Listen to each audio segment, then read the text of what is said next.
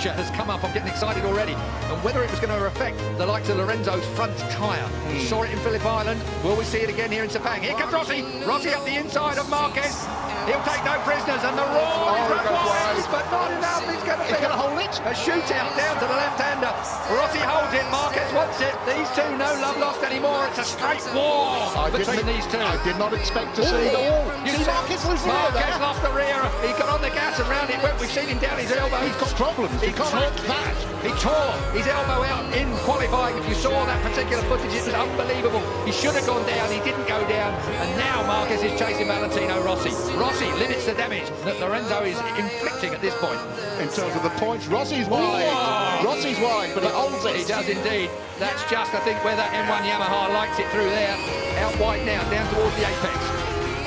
I didn't expect to see these two tangled up. I thought the Hondas would be off, and we'd be talking about Rossi versus Lorenzo. That was, of course, the smart money. We're through turn 12, we're on to turn 13. On to turn 13 now.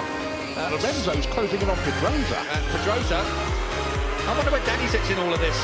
Danny would look like to win a couple more. Yeah, his first pole for some time, over a year for a moment. Let's look down on what's going on at the moment. Dovizioso still in fifth place. Crutchlow is still sixth. Bradley Smith up to seventh. That's a good ride for Bradley at the moment. He's qualified, qualifying went better than his free practice. Oh, Valentino out wide, and Marques gets underneath him.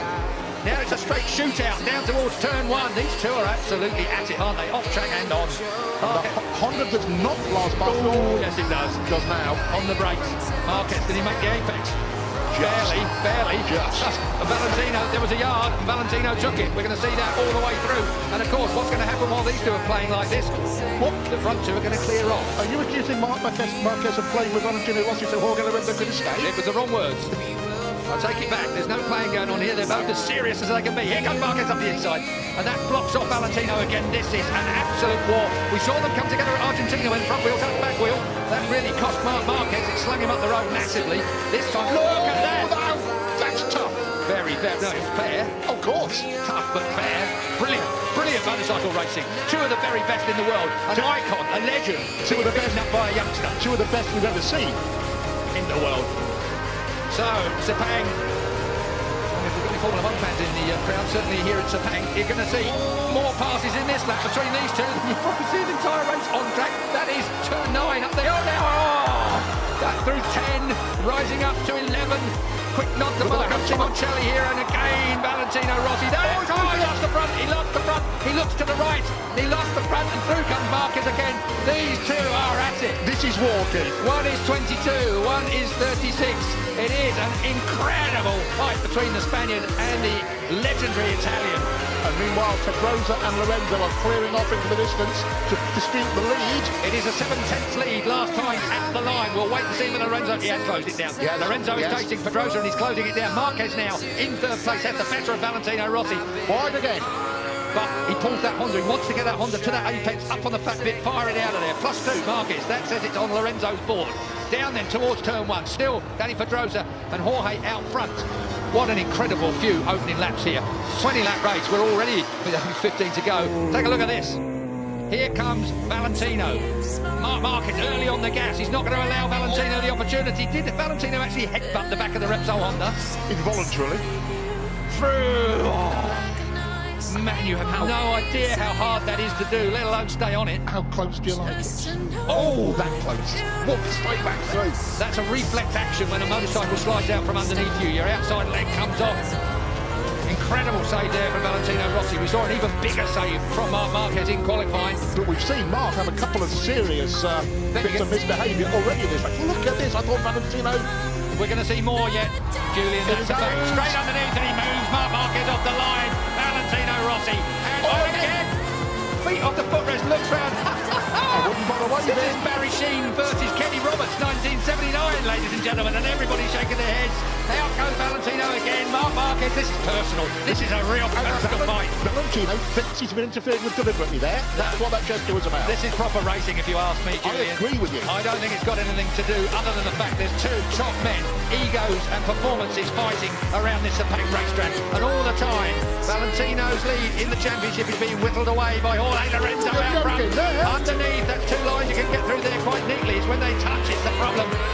So, once again, Marques in front of Valentino Rossi. The M1 and the Repsol 21.3V look so similar, Julian, around in different places on this track. Different motorcycles, different concepts, different strategies, but almost identical lap times. Meanwhile, Mr. Pedrosa... It was last time 6/10 at the last stop. It is 6/10 at the last stop. So Danny Pedrosa has brought it down, or it's come down by a tenth between the front two. Look at this. The conspiracy theorists can the idea that Marques is deliberately dropped back. We saw that motorbike slide from under him, make a couple of real nasty shapes. I don't think I'm even going there with a conspiracy theory. I don't believe that Marques is mucking about with Valentino Rossi. He's just not going to let Valentino Rossi have his own way. Whereas I think if Valentino had been slightly nicer to him, perhaps the mentality may have been that, OK, mate, you want it that bad, you can have it. Marques is always going to fight for a first place. Of course. I believe, and I believe that's where he's been now, but the fight just didn't look quite capable of it. Has put him where he is my point, King. Back where Rossi is. Rossi, though, has done everything he can, and he'll want to limit that damage. He needs that third place. And this is going to run all the way through. We've got 13 and a half laps to go. And looking back down, 2.7 seconds last time I looked from Lorenzo to Marques in third place. And still 0.6 in the first two. Valentino. This will now tidy up a little bit as these two take stock of what's going on around them. Up out of turn 9, short shifting up into 10. Up through turn 10 they go. And as you look for 11, 65 mile an hour at turn 11, as a bit of curb comes Marques' way and Valentino runs a little wide. Now that's turn 12. This is 140 odd mile an hour through there in third gear. It's a hell of a... Oh! And did Rossi stay on? He did, as we're at turn 13, back to second gear now for the 55 mile an hour. Rossi runs him out! Rossi ran him out! There is going to be a race direction investigation over that. There is going to be Mike Webb at race direction. Is Valentino Rossi, the legend, going to get a penalty? He will get a penalty, I'm fairly sure of that. It almost looked like he looked up and nudged Marques off the track. This is controversy that moves onto the track. We have had all the controversy off track and in the press conference.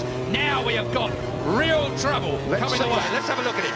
Marques gets underneath him here. He's hard on Valentino Rossi there. But as they look across, again, wait a minute. Here we go. Yeah. Marques shoves it up the inside. Valentino Rossi had to concede. It's fair from Marques there. This is the point.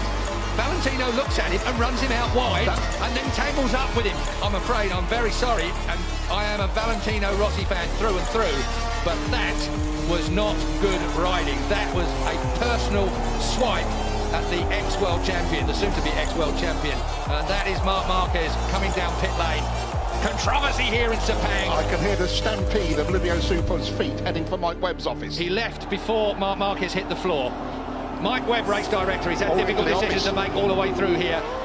HRC will be putting in a... There is Livio Super, the man that's got the shaved head. He's not even following Mark into the seat, but I think everybody that saw that, well, I want to see it again, but that really looked like Valentino Rossi to me.